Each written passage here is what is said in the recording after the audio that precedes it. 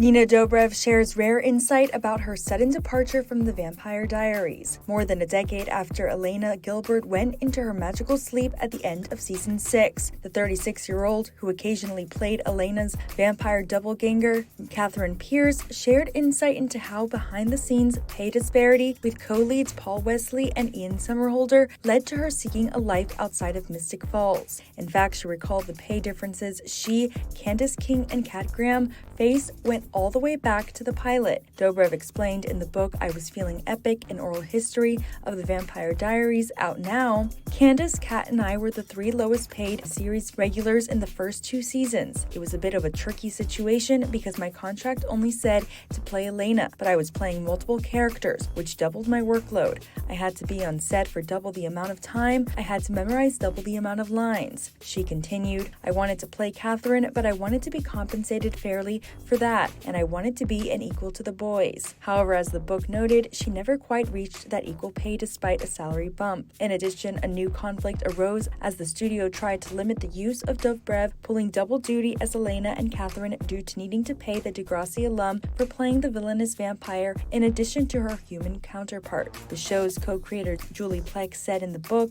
it got really heated, and so it basically got phoned back down to us writers that we were not allowed to write Catherine in at all, ever, which of course was not something that I felt was right or fair. The way Dobrev saw it, they just said out of principle they wouldn't bump me up to being equal to the boys. She said, so that was probably the most hurtful because it felt like I was really working hard, and we shot 18-hour days sometimes, and nights, and I was putting my absolute heart and soul, blood, sweat, and tears into it. After tensions simmered, more episodes with Catherine were granted, but as Plec remembered of the negotiations, which involved the CW then-president Mark Pedowitz, I literally think we had to say, we'll kill Catherine in order to get permission to use her. E! News has reached out to Pedowitz for comment and is not heard back, and ultimately Dobrev made the decision to walk away after season 6. However, she returned for the series finale in 2017, but even that was limited due to salary disputes. Plec said, the reason we couldn't have her for more than the 1 episode is because they just wouldn't pay. Pedowitz is quoted in the book as saying, it was not easy to get Nina for 1 episode, adding, I remember it was a long negotiation that the studio managed and that we cooperated with. Dobrev said she was initially offered 5 times less than her pay rate on her 6th and final season